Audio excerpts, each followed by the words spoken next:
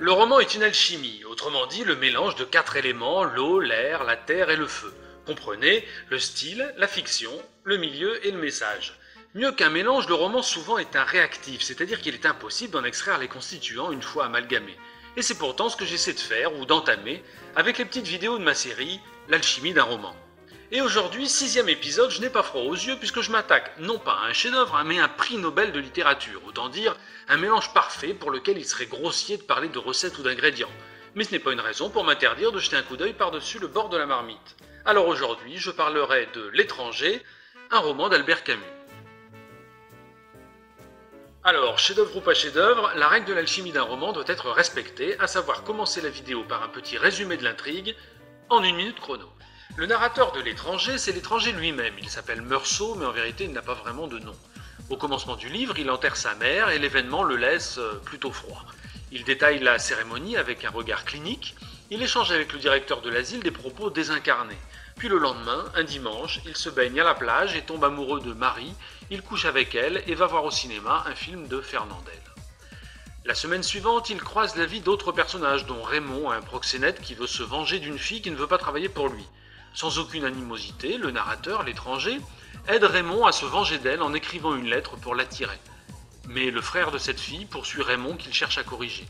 Un jour, sur la plage, le narrateur se retrouve un peu par hasard face à ce frère vengeur, et par hasard aussi, il a un pistolet dans la poche. Il tire et le tue sans avoir vraiment de bonnes raisons, à part le soleil qu'il brûle et l'éblouit. La deuxième partie de l'histoire, c'est son procès pour ce meurtre, sa condamnation à mort et son exécution.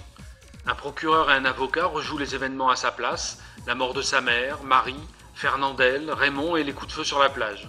On lui reproche tout, on lui reproche d'être un monstre, on lui reproche de ne pas avoir pleuré à l'enterrement de sa mère. Alors voilà, L'étranger de Camus est un monument qui s'aborde avec modestie, c'est-à-dire en commençant par le bas et en grimpant les étages un par un vers le sommet. 4 étages pour être exact, mais mieux que des étages, ce sont 4 dimensions différentes et même 4 niveaux de réflexion que je vous propose d'analyser ensemble. Le premier étage nous saute aux yeux dès les premières phrases. Les 2 premières phrases célèbrent entre toutes « Aujourd'hui maman est morte » ou peut-être hier, je ne sais pas. Et ces 2 phrases sont exceptionnelles parce qu'elles introduisent en quelques mots seulement ce qui fait le premier niveau du monument, c'est-à-dire l'attirance étrange que nous éprouverons jusqu'à la dernière page pour son personnage principal. Un homme qui parle de la mort de sa mère comme d'un événement ordinaire. Il s'appelle Meursault, mais en vérité son nom n'apparaît quasiment jamais. Le roman est écrit à la première personne et à l'aide d'un vocabulaire très simple et d'une grammaire à l'avenant. Et dès les fameuses premières phrases, nous pénétrons littéralement dans l'esprit simple de cet homme qui va nous passionner par sa façon extraordinaire de percevoir le monde qui l'entoure. Cet homme, pour dire les choses simplement, est dépourvu d'empathie. L'empathie, c'est la capacité que nous avons d'éprouver à leur place les sentiments des autres. Vous pincez mon voisin, j'ai mal pour lui, c'est ça l'empathie. Et le personnage de Camus, appelons-le l'étranger, éprouve des sentiments pour lui-même, il n'est pas insensible, mais rien pour les autres, même pas pour sa propre mère. Voilà par exemple ce qu'il dit d'elle après sa mort. Quand elle était à la maison, maman passait son temps à me suivre des yeux en silence. Dans les premiers jours où elle allait à l'asile, elle pleurait souvent, mais c'était à cause de l'habitude. Au bout de quelques mois, elle aurait pleuré si on l'avait retirée de l'asile, toujours à cause de l'habitude. C'est un peu pour cela que dans la dernière année, je n'y suis presque plus allé. Et aussi parce que cela me prenait mon dimanche. Ça pourrait paraître d'un cynisme terrible, mais ça ne l'est pas. C'est juste qu'il est dépourvu d'empathie et qu'il considère sa mère comme on observe un insecte cloué sur une planche. Et d'ailleurs, cette citation nous montre le deuxième point intéressant du personnage. Il est sincère, il ne connaît pas le mensonge. Du coup, il voit les autres et il voit d'ailleurs la société des hommes tout entière avec un regard très original, un regard clinique d'entomologiste qui nous montre notre société sans le filtre de l'émotion, ni du mensonge, ni de l'artifice. Et donc le premier étage du monument, autant dire sa base, son moteur, c'est notre curiosité pour ce personnage étrange, pour ne pas dire étranger, et sa vision de notre monde comme vue de l'extérieur. C'est un premier étage qui repose sur le style, l'élément aquatique, et la constitution d'un personnage de fiction hors du commun, l'élément aérien. C'est la première dimension de l'œuvre de Camus, la curiosité de voir par les yeux d'un autre. Mais au-delà de la curiosité, rapidement on s'interroge. On s'interroge sur le monde que nous révèle l'étranger. Et voilà le deuxième étage, le deuxième niveau de réflexion. Par exemple, le jour de l'enterrement de sa mère, l'étranger parle avec le directeur de l'asile. Celui-ci s'amuse de la détresse d'un vieil homme qui se disait le fiancé de la défunte. Il s'amuse de lui avoir interdit la veillée de la femme qu'il aimait. Puis, froidement, il explique qu'à l'occasion des obsèques, les pensionnaires sont nerveux pendant 2 ou 3 jours. Tiens, se dit-on en lisant la scène, alors le directeur aussi est insensible aux autres. Toute la société est donc psychopathe? Et le phénomène se reproduit tout au long du roman. On compare la vie des autres personnages à celle de l'étranger, et on leur trouve 1000 ressemblances. Les vies de ses voisins, de ses collègues sont aussi vides que la sienne. Même Marie, qui semble pourtant tellement positive, Marie s'insurge d'aller voir un Fernandel le lendemain de la mort de sa mère, et puis elle n'y pense plus, et elle y va quand même. Et puis le monde, que l'on voit sans phare par les yeux de cet homme, qui ne ment jamais, nous paraît futile et cynique. Les institutions de la justice en particulier, où le procès n'est qu'un jeu entre un procureur et un avocat qui se moque bien de la réalité. Le procureur répète qu'il ne juge que les faits alors qu'il fait tout l'inverse, s'attachant à des règles morales, des phrases creuses et des questions de principe. Tous ces gens qui nous semblaient normaux s'avèrent eux aussi manquer terriblement d'empathie, à se demander ce que l'étranger a de tellement monstrueux pour qu'au final il décide de l'exécuter. Enfin, dans les derniers chapitres du roman, le regard naïf de l'étranger nous montre la vacuité de la justice, de la peine de mort et même de la religion. Il voit chez le juge, par exemple, un homme qui le matin change de linge, et dans la guillotine, une mécanique vulgaire à couper les gens, posée à même le sol, sans grandeur et sans symbole.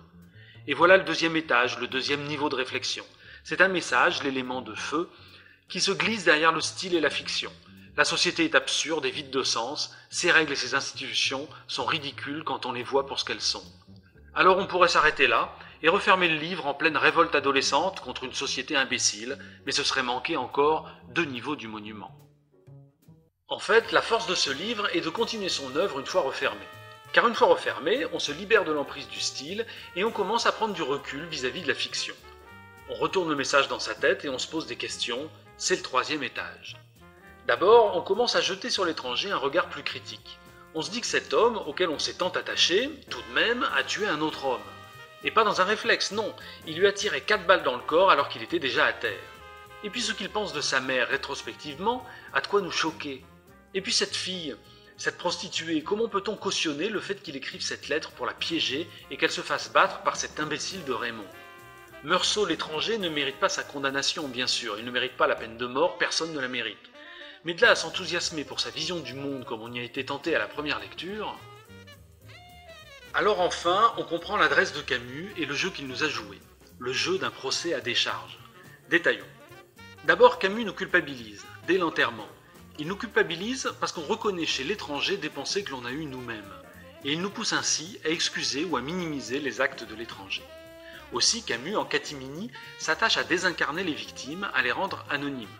La mère défunte, il n'en dit presque rien. La prostituée, qui se fait battre à cause de la lettre, on ne sait pas qui c'est. Jusqu'à l'homme qu'il tue sur la plage, il n'a pas de visage, pas d'histoire et aucune consistance. Alors que l'étranger, à l'inverse, est doté de toutes les qualités qui nous poussent à nous attendrir et à compatir à son infortune. Il est modeste, il ne se plaint jamais même dans les pires circonstances, il est courageux, il est lucide et il ne triche pas. Alors donc, littéralement, Camus nous tend un piège. Grâce à son style et à la façon de présenter sa fiction, en orientant notre empathie de lecteur vers l'étranger, le narrateur à la première personne, et en détournant cette même empathie de tous les autres personnages. Et ce n'est qu'une fois le livre refermé que cette empathie se dissipant dans notre esprit, on peut enfin apercevoir le problème philosophique. Ce problème est posé par le procureur pendant le procès, il dit « Le vide du cœur que l'on découvre chez cet homme devient un gouffre où la société peut tomber. » À première lecture, on rejette cette phrase tant le personnage du procureur est antipathique, mais en est-elle moins vraie? Ce que le procureur appelle le vide du cœur, je préfère l'appeler le manque d'empathie. Car une société humaine idéale devrait reposer sur l'empathie, c'est-à-dire l'altruisme, le rejet de l'individualisme, l'amour de son prochain. Oui d'accord, mais comme Camus nous le montre avec sa galerie de personnages, les hommes ne sont pas ainsi. Ils manquent d'empathie, pas toujours mais souvent. On ne peut pas aimer tout le monde, le cœur des hommes n'est pas assez grand. Alors pour tenir quand même, la société a inventé des règles morales, juridiques, religieuses ou simplement des bonnes manières, autant d'usages qui corrigent en réalité nos manques d'empathie. Ces règles sont-elles ridicules, inhumaines, comme nous les voyons par les yeux de l'étranger? Peut-on se satisfaire d'un monde de symboles et de conventions sociales en remplacement d'un monde d'amour et d'empathie? C'est en vérité ça la question que nous pose Camus. C'est une question philosophique qui, comme toute question philosophique, n'appelle pas à une réponse, mais à une réflexion. En tout cas, ce qui est sûr, c'est que si on retire à la fois l'empathie et le jeu des règles qui sont censées la remplacer, il ne reste que le vide où la société peut tomber. À ce stade de notre réflexion, au 3e étage du monument, il ne nous reste plus que le message de Camus. Et ce message est complexe. C'est une réflexion profonde sur la signification et le fonctionnement de notre société. Nos règles, nos idéologies ne sont que des pis-aller. Voilà ce que l'on a compris à travers le regard de l'étranger. Et c'est la méthode qu'a utilisée Camus pour nous y amener qui constitue le 4e étage du monument. Car c'est là le propre de la littérature. Là où un traité de philosophie nous aurait présenté le problème avec des termes empoulés auxquels on n'aurait rien compris, le roman nous plonge corps et âme dans le problème lui-même et il nous le fait vivre de l'intérieur pour que jamais on ne l'oublie. Autrement dit, le roman utilise à plein l'arme de l'empathie. À partir d'un personnage littéraire, un personnage fictif, une espèce de cas d'école, ce que nous appelons l'élément aérien, et par le biais d'un style qui nous emporte à l'intérieur de la tête de ce personnage, l'élément aquatique, Camus nous amène à réfléchir à son message. Il ne nous l'impose pas, il nous invite à l'adopter en le vivant de l'intérieur. Et voilà le 4e étage du monument, le pied de nez formel que nous adresse Camus, car il utilise notre capacité d'empathie, notre capacité à nous fondre dans le regard d'un autre, pour nous montrer justement à quoi ressemble notre société quand on la voit sans empathie. Une société absurde, dépourvue de sens, et l'aventure nous imprime son message philosophique, par manque d'amour et d'altruisme, les règles de la société ne sont que des pis-aller. C'est le 4e étage du monument, une réflexion sur l'outil littéraire lui-même et sur l'expérience que le roman peut apporter et qu'un essai philosophique ne pourrait pas. Et voilà, c'est fini pour aujourd'hui et pour L'étranger de Camus. Alors vous retrouverez les autres épisodes de l'Alchimie d'un roman sur ma chaîne YouTube, c'est-à-dire en cliquant sur ce bouton. Vous pouvez aussi retrouver mon actualité sur Facebook sur la page Les Romans de Jean-Philippe Depote ou sur mon blog depote.com/blog. Mais par-dessus tout, si vous avez apprécié cette vidéo et si vous voulez que j'en réalise encore beaucoup d'autres, merci de la faire connaître et d'en parler à vos amis. À bientôt.